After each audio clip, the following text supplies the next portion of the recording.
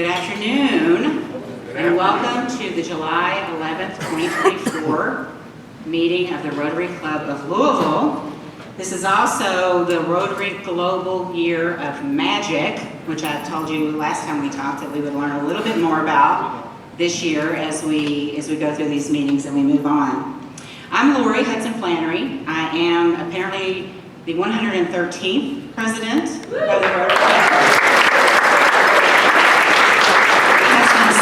Sports number was 13, and he was the 13th president of Churchill Downs, so it's kind of meaningful to find that out. And I'm a president of the club and a Paul Harris Fellow. This is a reminder to please silence your phones. And today, providing our invocation is Henry Heiser, chairman of Unistar LLC, past club president, and one of the best darn presidents ever. I don't think I've ever said that before, so Henry, you're the first. And Paul Harris Fellow. Thank you, President Laurie. Gosh, that has a nice ring to it, doesn't it? Well, my prayer today relates to the Civil War. And for those of you who are American history buffs, you would know that this month is the anniversary of the Civil War battle at Gettysburg, Pennsylvania in 1863, where 161 years ago, there were an estimated 50,000 casualties and over 7,800 deaths. So my invocation today is written by a Confederate soldier who was seriously disabled in a 3-year battle as an example of beautiful grace in light of significant personal suffering. I asked God for strength that I might achieve. I was made weak that I might learn humbly to obey. I asked for health that I might do great things. I was given infirmity that I might do better things. I asked for riches that I might be happy. I was given poverty that I might be wise. I asked for power that I might have praise of men. I was given weakness that I might feel the need of God. I asked for all things that I might enjoy life. I was given life that I might enjoy all things. I got nothing that I asked for, but everything I had hoped for. Almost despite myself, my unspoken prayers were answered. I am, among all men, most richly blessed. Amen. Thank you so much. That was beautiful, Henry. Now to lead us in the pledge and the 4-way test is Josh Suter, CEO of the Chamber in St. Matthews and Vice Chair of the Emerging Leaders Committee. Josh? Join me in the pledge, please. Pledge allegiance to the flag of the United States of America and to the republic for which it stands, one nation, under God, indivisible, with liberty and justice for all. And now for the 4-way test. Is it the truth? Is it fair to all concerned? Will it build goodwill and better friendships? Will it be beneficial to all concerned? Right, thank you, Josh. So now we're going to introduce any guests that we have today. So Rotarians, if you will come to the microphone at the front of the room to my right, I want you to introduce yourself first, then list the name of your guest, their title, and any organization or relationship that they might have to you. And then guests, if you'll please stand up so that we can recognize you. Hello, I am Kathy Golightly Sanders, Executive Director of Cedar Lake Foundation, and I'm very pleased today to have Cassie Cans, who is our Director of Special Projects and Grants at Cedar Lake Foundation.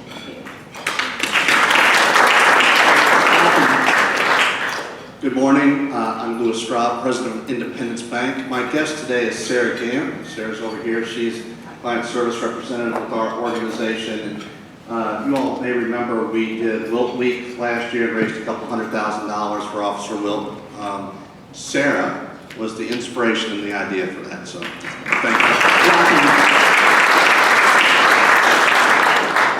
Madam President, Rotarians, I'm Mark Worms, President and CEO of Bernheim Forest and Arboretum. It's my pleasure to introduce Candace Holt, our Director of Learning and Interpretation. Welcome. Hello, fellow Rotarians. I'm Alan Singleton, President of Agri Financial Services here in Louisville.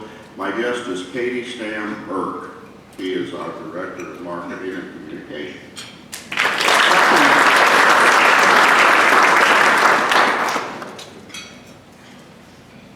All right, good afternoon, everybody. Delene Taylor, Executive Director of the club. Happy New Year. I have several guests to introduce today. The first is my longtime friend from high school, Katrina Green. Katrina and I both pursued accounting and earned our CPAs, and she's actually looking for her next great Chief Financial Officer opportunity. So glad to have her here today. Next is my second high school experience acquaintance, which was when my daughter was at DuPont Manual High School. I met the PTSA president at the time, with Pinky Jackson, and have become best friends. And Pinky is the owner of Pinky Jackson Organizing, and if you need help in that area, which I desperately did, she came to my rescue. She's amazing. And next, met for the first time today, but looking forward to serving with him. Gary Cobbs is the new CEO of the YMCA of Louisville.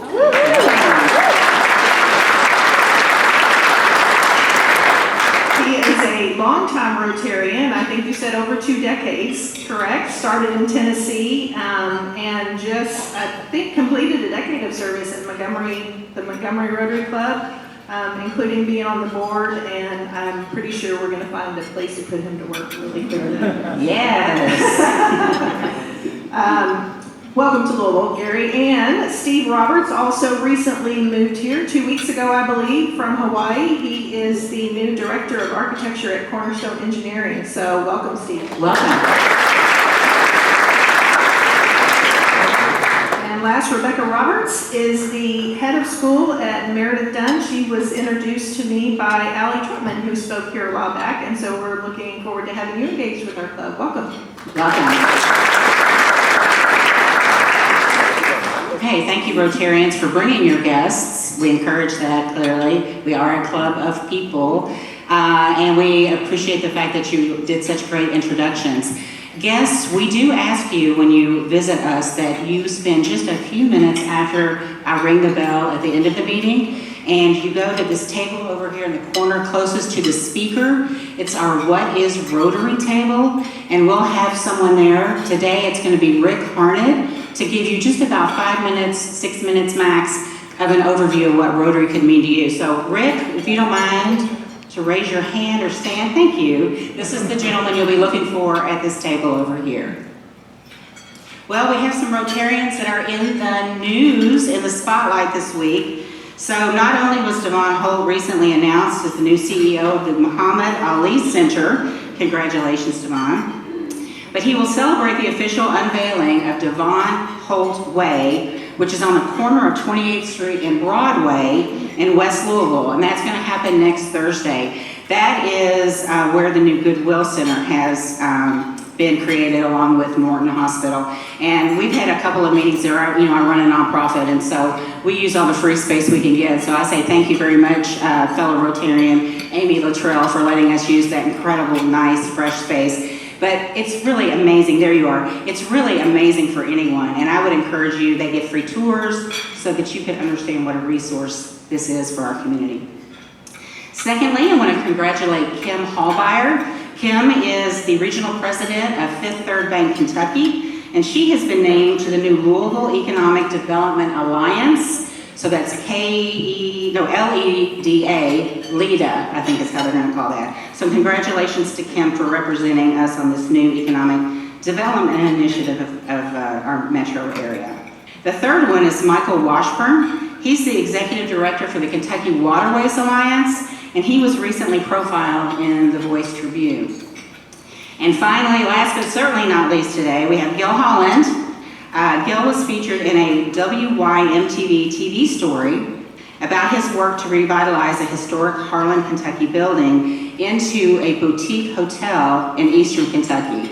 It's pretty exciting if you follow Gil's career to see everything that he's done in New Lewin and the Portland area here in Louisville, and then for him to take that out to the rest of our Commonwealth for some areas that really haven't had that kind of attention is pretty exciting. So congratulations to all our fellow Rotarians for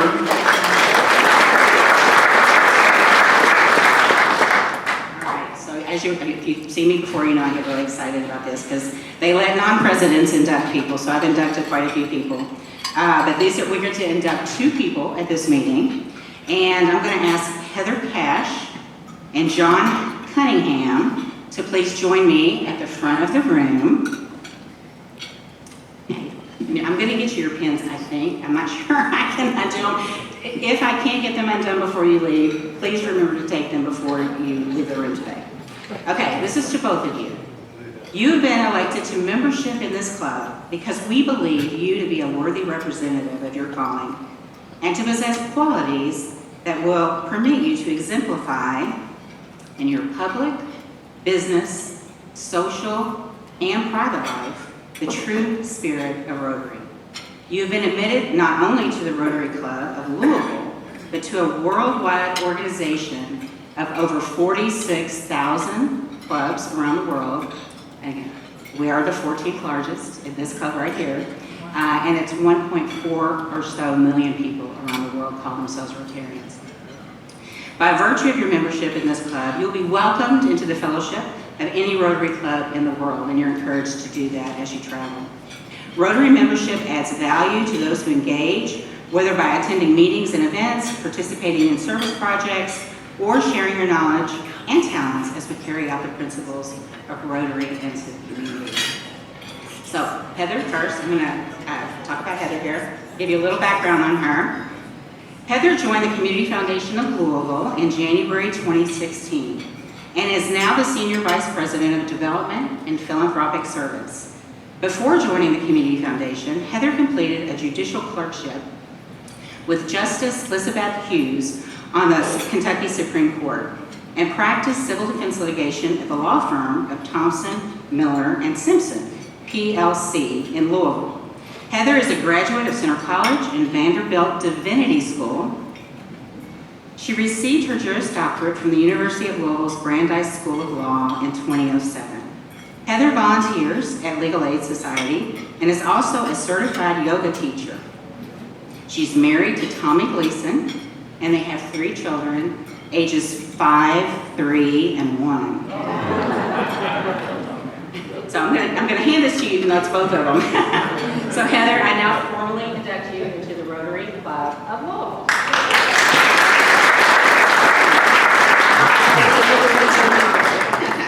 Thank you. And John? John Cunningham is a 5th-generation Kentuckian and a lifelong Louisvillian. A product of Wagner High School and the University of Louisville, he has built a successful private wealth management practice, beginning in 1982 with Merrill Lynch, then a partner with J.C. Bradford and Company, and for the last 24 years with UBS. He has served on several local boards, including the Kentucky Opera Association, Kentucky Derby Festival, St. Matthew's Little League, and the Louisville Boat Club, and currently serves on the investment committee at Assumption High School. John and his wife Sally have been married for 39 years and have 2 adult children. So John, I now formally induct you as a member of the board.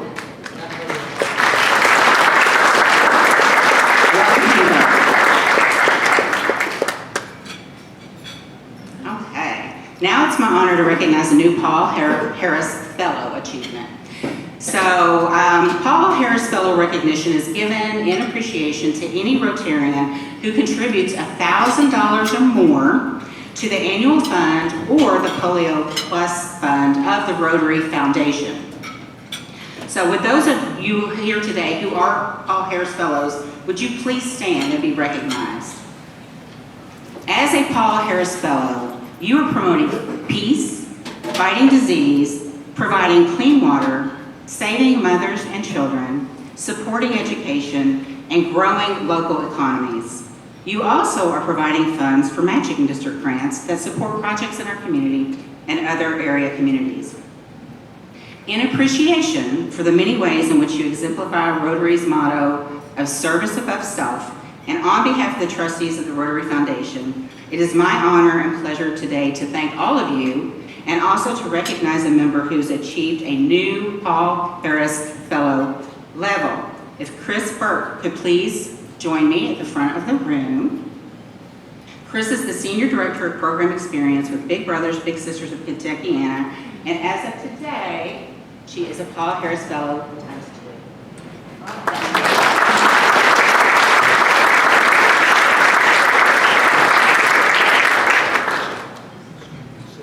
All right, you can be seated. Thank you all for everything you do. So as you all know, there are many ways that you can fulfill your service obligations, right? The service above self that we talk about. You can volunteer, right? Do volunteer work. You can donate money or other things, goods, services.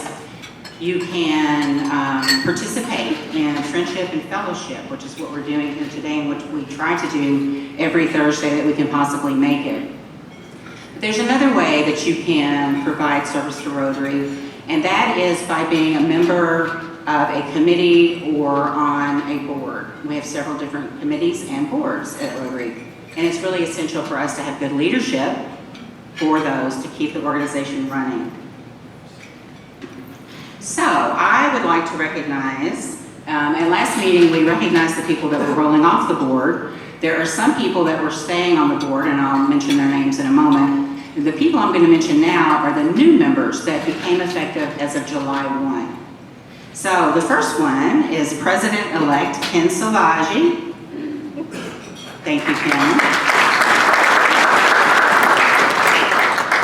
A few years ago, we also changed our governing documents to say that whoever was the Rotary president in a given year would be able to look at the long line of Rotary presidents that had come before and select one to serve the board for just that year on the board in general, but also as really a presidential advisor.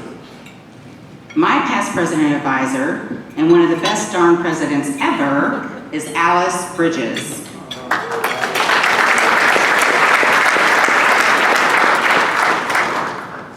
New club directors are Louis Straub, Maggie Harlow, Gary Dryden, Alyssa Gray,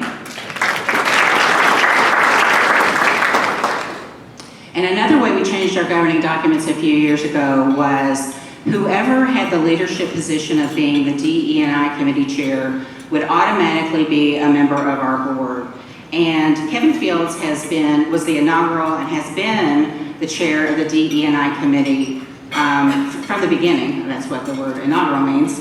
But he's also assumed an officer position within our governance structure, and he is the secretary. And so for that reason, we thought, well, we probably ought to broaden that out and have more people involved versus somebody having two positions. So we're pleased to announce that Dr. Rick Smith, Sr., I don't know if Rick is here today or not, he has agreed to take on the chairmanship role. Kevin Fields will continue, of course, to be on the DE&I committee as well as on the board. But Dr. Rick Smith. When we had the elections last December, one of the officers was somebody who was had already had the position of being an at-large member of the board. He ran for treasurer, and that's Craig Mooney. Well, he won, which means that he fulfilled 1 year of his service. So now, beginning July 1, he will have a 2-year stint as the club's treasurer. And Kristen Boone graciously agreed to step in and finish out the last year of his term. So she'll be on the board with us as well. So Craig and Kristen. So these new Rotary Club board members and officers will join the existing ones that I mentioned earlier, whose terms have not yet expired. Again, that's Club Secretary Kevin Fields, and then at-large members Claire Arnold, Kevin McCarran, and Louis Seeger, and of course, the immediate past president, and now Rotary Fund Director, Kevin Lynch. So that, in addition to me is your 15 member boards, and you know who to complain to, besides just Aline, if you have any issues or anything that you want us to do. And I will make one more note. We did have a place for one new Rotary Fund director, and Michelle Black-White agreed to do that for us, so thank you, Michelle. I feel very lucky. We had a great board last year, and we're going to have a great board this year. Heather French Henry has been working in government at the local, state, and national levels for over 23 years. She first gained national renown as Miss America 2000 and used that platform to share her unique story to advocate for military veterans and their families. She has served as both Deputy Commissioner and Commissioner of the Kentucky Department of Veterans Affairs for 2 governors in the Commonwealth of Kentucky, which oversees nursing home facilities, and we have some of the best in Kentucky, I'm aware of that, cemeteries, and other programming for over 300,000 veterans. She's the volunteer director of the Heather French Foundation for Veterans, which focuses on developing military educational displays to honor our heroes and educate the public about their service and their sacrifice. At present, she also serves as the Strategic Outreach Director for Global Game Changers. I consider that a coup. Heather is from Maysville and Augusta, Kentucky. She graduated from the University of Cincinnati College of Design, Architecture, Art, and Planning, and she's married to Dr. Stephen Henry, former Lieutenant Governor of Kentucky and acclaimed trauma orthopedic surgeon. They have 2 daughters, Harper, Renee, and Taylor, Augusta. And in addition, fun fact, she and her husband also operate the Rosemary Clooney Museum, which houses the famous White Christmas movie collection. Heather.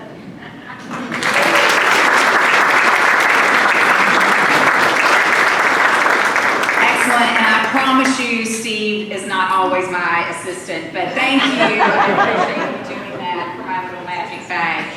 I love being here at the Louisville Rotary. It's been a few years since I was last with you. No, I will not be singing today. No song and dance, but I do have a couple of wonderful things in my little magic bag right here. And I love the fact that I am in front of this wonderful step and repeat that says the magic of Rotary, certainly, and what you do is magic, certainly not only in our community, but worldwide. Before I get started, I want to reintroduce Katie Stan-Erk, who of course is here with Agri Financial Business, but she also happens to be my Miss America sister. She was Miss America 2009 from Indiana. Katie, please stand again.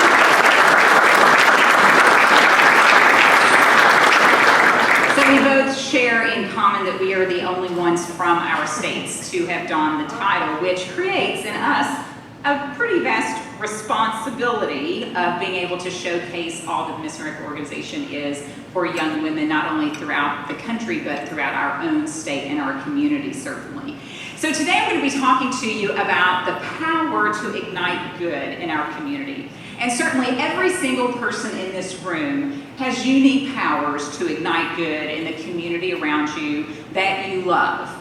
There's monetary power that you can cultivate. I think a lot of us in here are very blessed at our point in life to be able to give money, add money, collect money, raise money, certainly to create wonderful power to ignite good. Some have political power. I think about my husband and others who, when they were in office, were able to do great things. And of course, we have political people in power today who, on a day-to-day basis, may or may not ignite good within the community. Certainly, every time you turn the television on, you wonder, wow, is that igniting good or igniting fire? I'm not quite sure. And then we also have influential power. And influential power, I think about some of the just magnanimous people within our community, like David Jones, who left a legacy larger than himself in a multitude of ways. But what if I were to tell you that our power to ignite good within the community actually isn't the greatest power? It certainly is great. We each do wonderful things. But what if I were to tell you that our greatest potential for the greatest power doesn't come from us, but it comes from the capability of us to cultivate that power within our children, right? Because they have the capacity one day to change the world if we choose to cultivate that power within them. So like me, of course, as a young child growing up in Maysville and Augusta, Kentucky, now I have to give you some framework. Augusta is the hotbed of 1,400 people if you count the cats and the dogs. Not even a stoplight there, although it is the home of the Rosemary Clooney house, as was said certainly. So I love that she and I shared a bit of that history. She became a great mentor to me as Miss America. It was the second phone call I received after winning Miss America. Guess who was the first? Your state's lieutenant governor, doing his state duty and job right there. Your state taxpayer dollars great at work right there, congratulating Kentucky's Miss America. But being from Augusta and Maysville, the metropolis of 9,000, did a lot in my formative years to bring me to where I am today. But I would be remiss if I did not engage in the conversation about the fact that I was an at-risk youth. I was raised in areas of the state where 44% of those who live in that population are considered economically challenged. 44%. Now, I'm no mathematician, but that's almost half, right? So it begs the question, right? I was raised in a house where my father came home from Vietnam, had co-occurring issues to PTSD and substance abuse. By all intents and purposes, had nothing been there put in place or no one there to encourage me, I could have been the traditional statistic of an at-risk youth. So what was the differentiating factor there?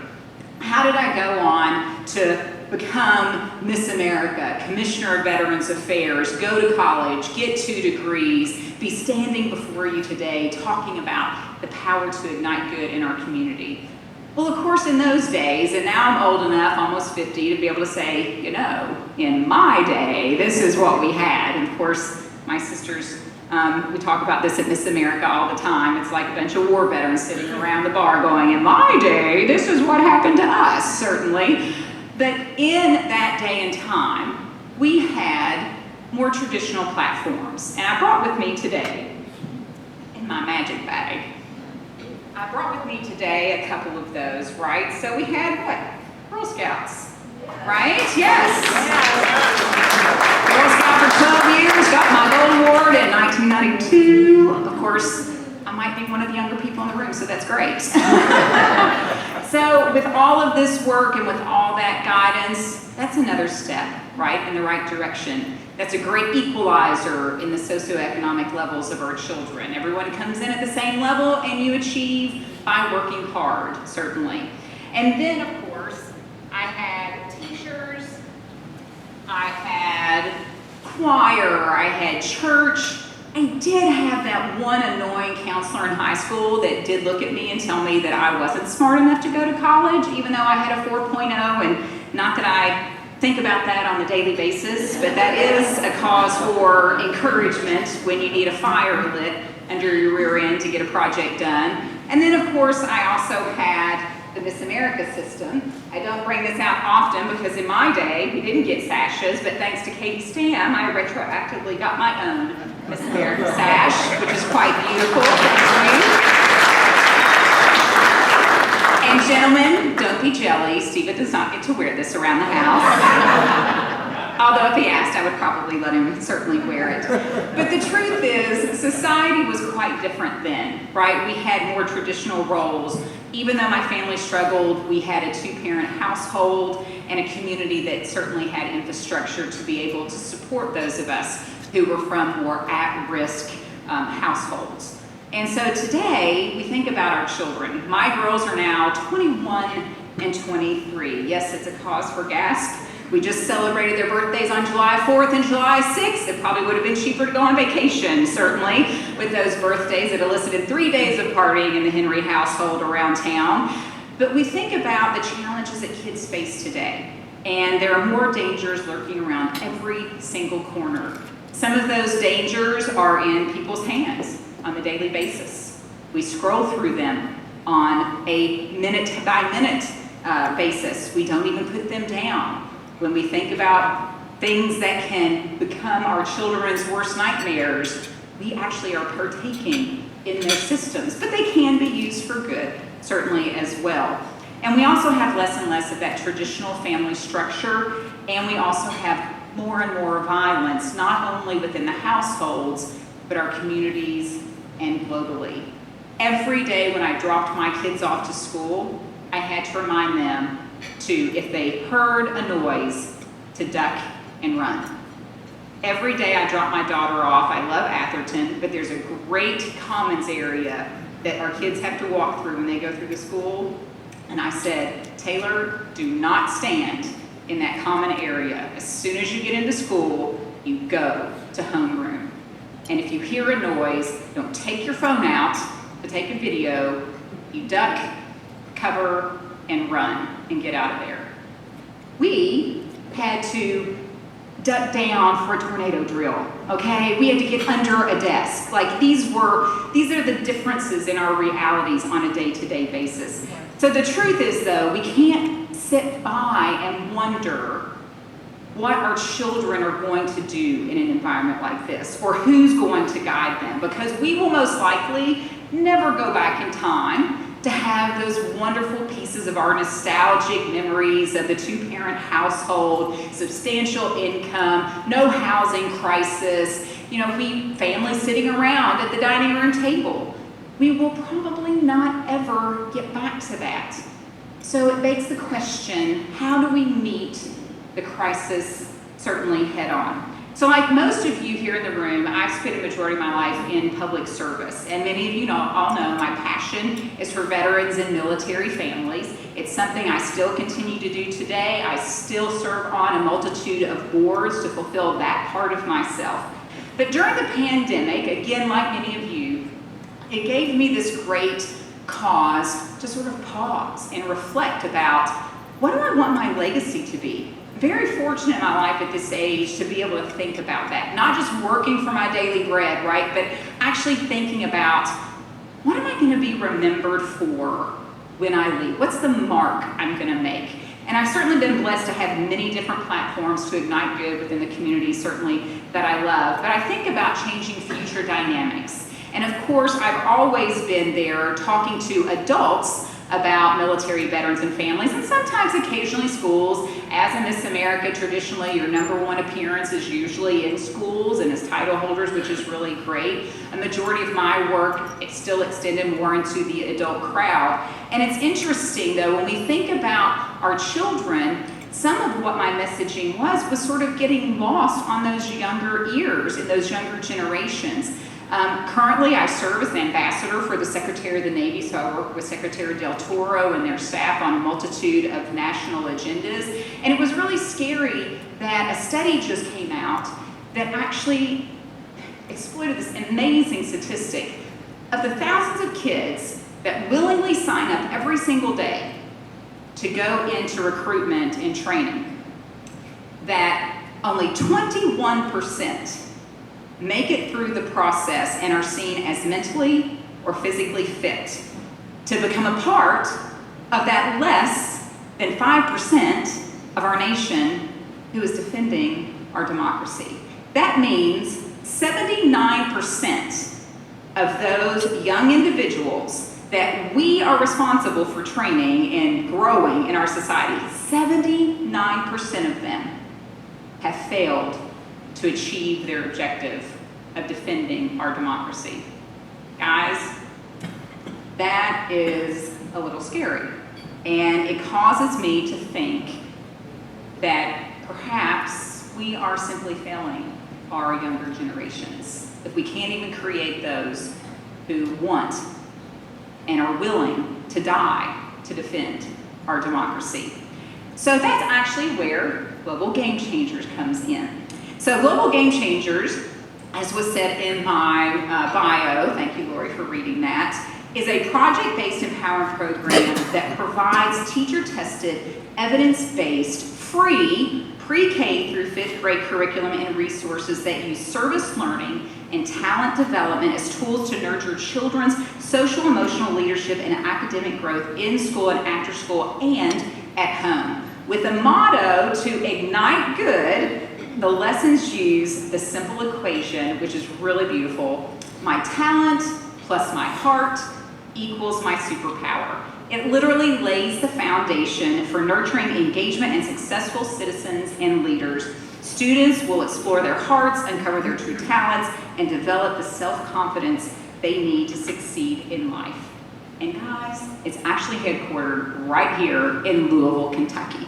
So I actually had opportunity years ago to be a part of a wonderful 9/11 program that they developed through an AmeriCorps grant. And I was really blessed that during the pandemic, I was allowed to sort of pivot my passion into helping this wonderful program grow. And of course, I consider that divine intervention. I don't know about Jan and Ann, but that's what I sort of consider it, as divine intervention. And today I would like to introduce to you two of the members of our Global Game Changers family. Jan Helson, who is our co-founder for Global Game Changers, is here. And then also Ann Walker, who is our Chief Program Officer, and she helps to develop the curriculum and assets and basically other asterisks, other duties as assigned. She pretty much does everything. And it was really great being able to partner with them. A lot of you may know Jan Helson on multiple levels. Her dad was Frank Netz, who was Secretary of Transportation for Governor John Y. Brown, so a little bit of politics and government. We share some of that in common. Certainly, she's a real estate tycoon. Hello. I feel like I've got a sister sitting right next to me and all the different phone calls she gets for a variety of things throughout the day when we're certainly at the office. And she also had a global food processing company, which she sold a few years ago. And certainly Jan could have, like many of us, sold things, retired, probably moved to an island somewhere and just, basked selling bracelets on a beach and getting a great tan. But what Jan saw in her company, which is so empowering to me that she paid attention enough to see this, was the challenge that her employees were having coming in to her manufacturing business, work ready. Now, in the old days, we called those like work readiness programs, work ready people, certainly, but they were socially inept to really become a part of the workforce. Their education level certainly wasn't to the aptitude that it certainly needed to be. And so together with her daughter, Rachel, they founded this wonderful nonprofit, Global Game Changers. And so together with David Novak, who, as you all may remember, the CEO of Young Brands, who actually now is a co-owner of Valhalla Golf Course, a wonderful economic boom piece here in our community.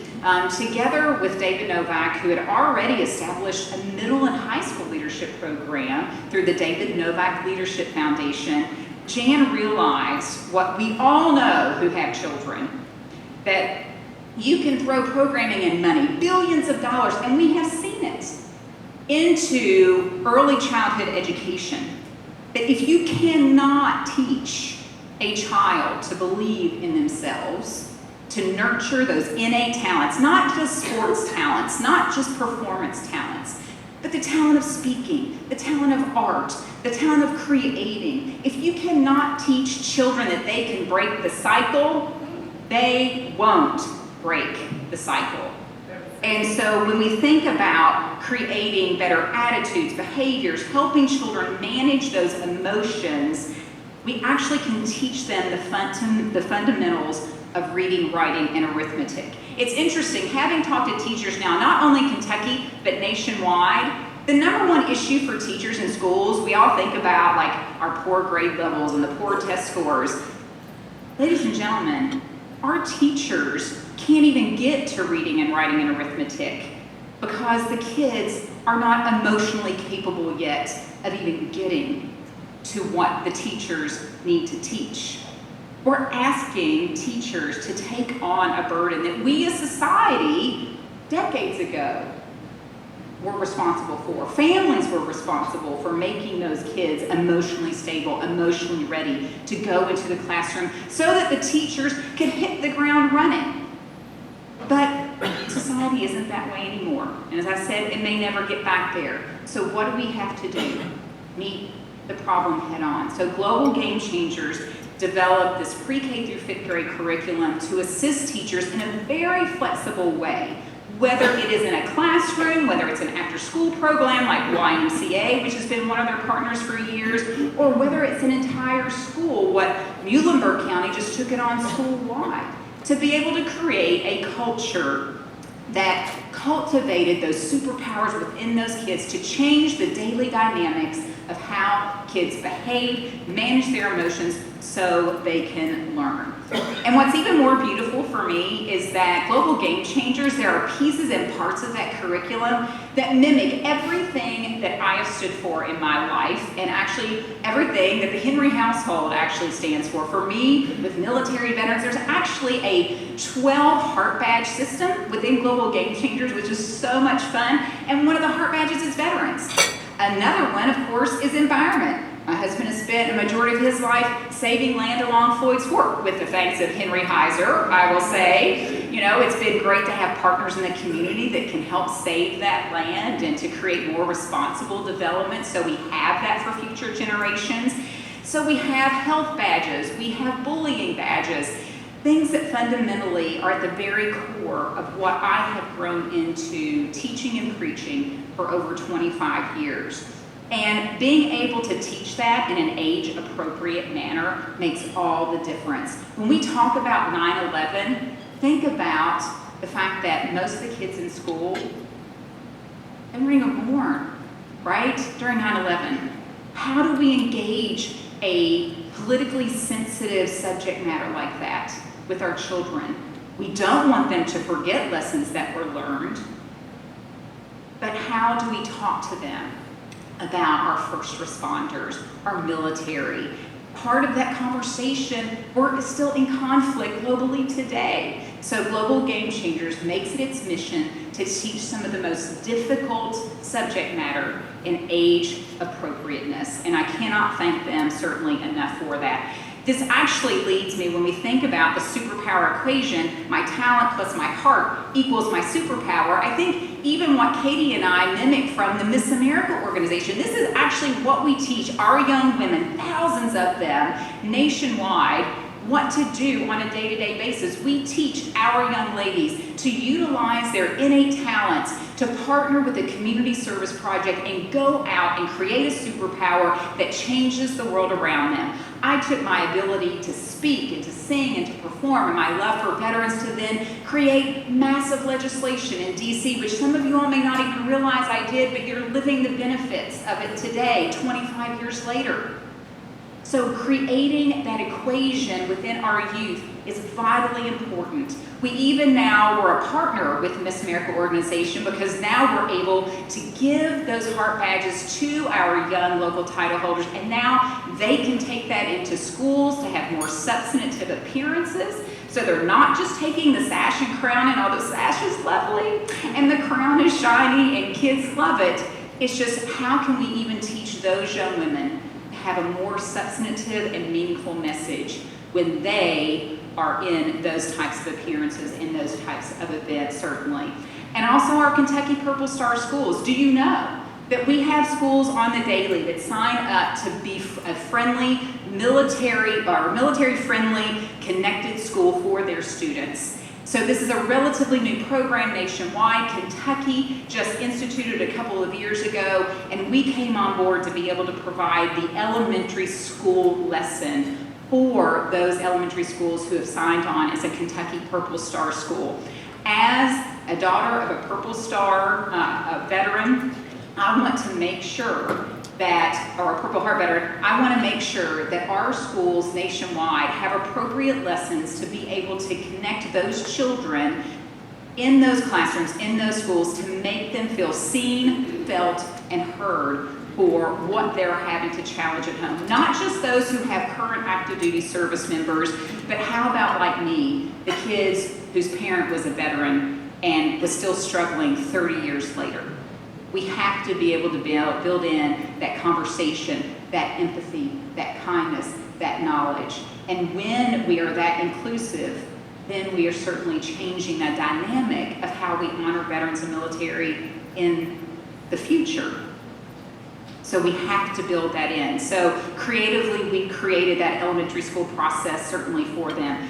We started with pilot programs right here in Louisville, Kentucky. Some of the schools which you know on the daily, in your daily conversations, Vic Elementary, Whitney Young, Breckenridge Franklin Elementary, which we did a huge event with last year with Miss America. This year we went to Chenoweth Elementary and brought our current Miss America in, Madison March, who is our first active duty service member Miss America, which is awesome. She's a second lieutenant in the Air Force, and she was able to help us highlight and kick off that Kentucky Purple Star Schools GGC lesson, and we love that. Now, years later, after those pilot programs, we have 250,000 students across the country in every state in the United States utilizing that free curriculum. And I cannot stress enough about the word free. Teachers should not be having to pay out of pocket for resources to be able to help their classroom. Schools should not be having a cost-prohibitive discussion on barriers to be able to bring in curriculum that can create emotional and behavioral management within the classroom. We simply, as a society, should be able to provide it for them. And I'm so proud, through the David Novak Leadership Foundation, that we are fully funded to be able to offer that for free. Now, I'm not gonna say if you open your checkbook, we wouldn't take that money, right? Hint, hint, hint. I wanna make sure I get that in there. But just in case you need a little bit more evidence, I wanna share with you two stories of two kids, Olivia and Keontae. Olivia had extreme lack of confidence. She used to lash out. She was frustrated. She lashed out at teachers, both physically and verbally, and her sense of her vision of herself. She was the bad kid. We think about these behaviors in classrooms, and we look at the behaviors and we go, you're bad, that's bad. But what if what she was doing she could utilize for good? How about we reframe, resituate, and we re-envision what that talent can be used for, and we teach it to them. So Olivia began to understand that her talent, she could use those talents to make a positive difference. Through that superpower equation, she began to gain back some confidence. She found that she had a love for baking. So she's built lasting friendships. She has utilized her talents for baking to ignite good within her community. She is now a successful high school student. You know, because by the time they get to middle and high school, you don't have to unteach bad habits. So how about we just instill good habits at the very beginning? So now she's a successful high school student. She is someone we highlight on a daily basis. Keontae, the same way. He was the tough guy in the classroom, yak, yak, yak, yak, yak, threw harsh words everywhere, and then through that superpower equation, he found that talking was one of his talents, and that he had a love for arts, and he was able then to put those two things together to create his superpower. These are life transformative behavioral issues here, or this equation allows these children to realize they're not the bad kid. They've got talents that can make them a great kid, but someone just has to be able to show them how to do it. And so both of them we use as an example of thousands of students nationwide who go on to be transformed, to become great citizens and great leaders.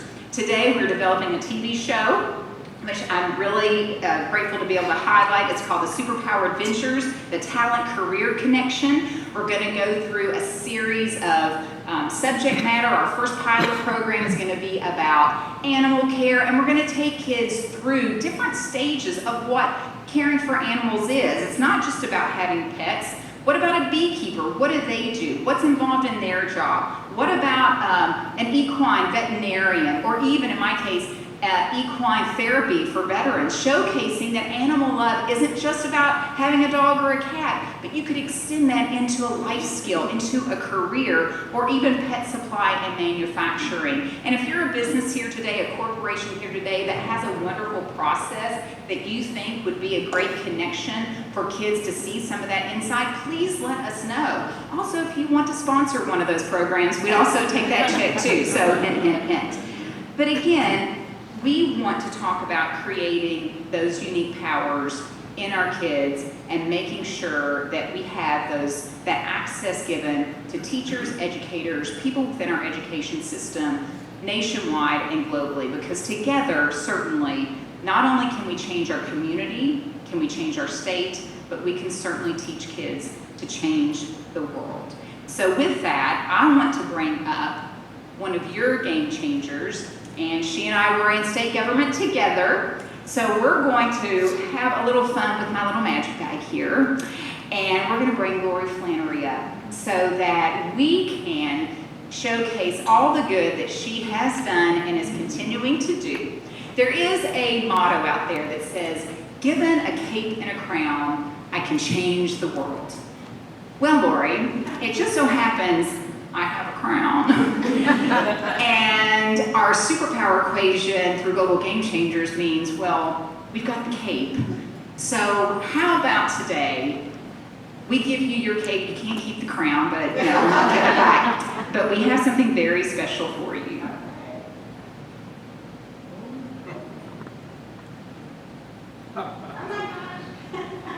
And it even says, President Flannery, right there. So Lori, you have your own cape.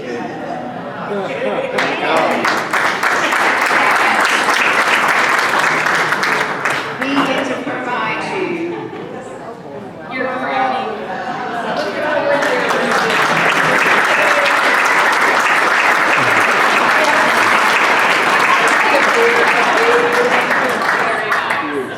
Ladies and gentlemen, thank you so much for letting me.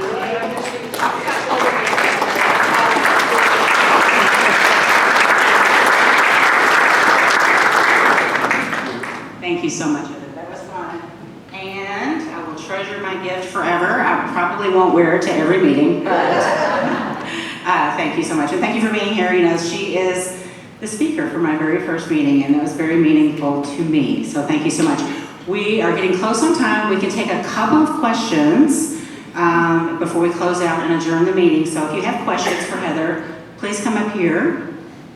And at your seat, as you came in today, you have one of our educator guides. So please feel free to look at that program review, take it back to your office. Anyone that you think would be interested, it gives a great overview of our program and also of the television program that we are currently working on. I take all types of questions, ladies and gentlemen. Some of them involve, how does the crown stay on your head? Did you model in a swimsuit? Yes, no longer have to do that, thanks, that's great. But yes, we'd love to open it up for any questions that you may have. Everybody shy? I have a question. Yes. Girls. What are your girls? So both of our girls are here at University of Louisville. Go Cards. All my Wildcat family will be like, what did you just say? So my youngest daughter, Taylor, is in criminal law. And my eldest is getting her master's in public health and epidemiology and just received her second application request from U of L, UK, and Cincinnati. So headed down the medical route. Yes, you would mind just come up here so everyone can hear. Why do you think kids aren't emotionally ready for school and to learn? I mean, you talked a little bit, but, and is there anything parents of young kids can do to try to get them ready? Well, I am no psychotherapist, certainly. But, you know, kids live in an environment, as I mentioned in my speech, that is a harsher environment than what we grew up in. And we expose them earlier on. We desensitize them as well. When you think of movies and music and games that they play, I think of even games like Minecraft, which seemingly are, you think are innocent, but when you get to the very core, you can have all types of people, predators out there who are getting into their world. And so we have to become a harbor of safety for our children. And of the parents in this room, obviously, we're the privileged, right? We're concerned about our children on the daily. However, we think about those children who are at risk and what their home life is, and the fact that violence has become normalized for them. They come into the classroom, they don't understand how to manage those emotions, and so again, what are we doing to support the schools so that they can assist in those behavioral management programs? And every teacher and counselor will tell you that they need more and more resources than ever. Heather, thanks for doing this today. What's the process for getting into a school, and can Rotary members help you open doors? Well, certainly. I mean, we will take any sort of introduction into schools. We have about 75 schools in Jefferson County that we are already in some form of capacity. It could be in a classroom, it could be school-wide. We also are in 180 schools around the state. Now, of course, there are hundreds more to be able to integrate into. So if you have a connection to an elementary school or an elementary school teacher, principal, we are a wonderful collaborator with Kentucky Association of School Administrators. We're with the Gaines Foundation, we're with the Safety Council, we're here with U of L and their education program as well. So any sort of connection that you know at a school or educational portal, YMCA, those after-school programs, Girls and Boys Clubs, we certainly would be more than happy to be connected and have that conversation. Thank you, Heather, for your inspirational talk. There's a big opening in Washington. Are you available? I kind of tried that political route, and I feel good. My question is, how do you implement this? So is it the teacher that gets involved? Do you train the teacher? How does it actually work when you're involved? We work hand in hand with anyone in the education space and even after school programming. And so when you think about a teacher, so I think about one of our national ambassadors, which is a more recent program we started. Hannah Harvey is a local, actually, title holder in Miss North Carolina who happened to be a 4th grade teacher. And when I emceed Miss North Carolina, I actually introduced the program of GGC to her. She implemented it into her classroom. And she started at the top of the day with a 30-minute lesson. She talked about igniting good. She brought in posters, and we were able to provide her, again, for free, all the collateral she needed to put up into her classroom. And she leads each single day off by creating and cultivating a culture of learning and of peace and happiness within her classroom. So she starts her day out with that. Some teachers do it at the end of the day. Some schools do it school-wide. And all of the hallways, like Big Elementary, it's global game changers everywhere you go. There are banners that we provide. So it's easily implementable, it's flexible. And so we make it not scary for teachers. They're already inundated with a million things. So we walk them through hand in hand with how they can flexibly implement it into their space. Thank you so much, Heather. This is really, I think, an exciting program. You've indicated that you already have plans to take it beyond the United States. And clearly many of these issues are worldwide, affect countries in many different areas, from Europe to Latin America to around. My question is, I haven't seen anything about whether you have materials available in other languages or what the expectations are. Well, it's interesting that you bring that up. Actually, we have had that discussion within the offices. In fact, one of our counterparts, or one of my counterparts in the Miss America organization, is in Puerto Rico and recently reached out for something bilingual. And while we have a multitude of programs that we're in the process of creating, that certainly is on our short list to be able to provide in the future. We are in some other English-speaking countries, but I do think, as you have just shared, that it is vital for us to continue to grow in other languages so we can teach this. This is a universal tool that can be taught everywhere. Excellent, thank you so much.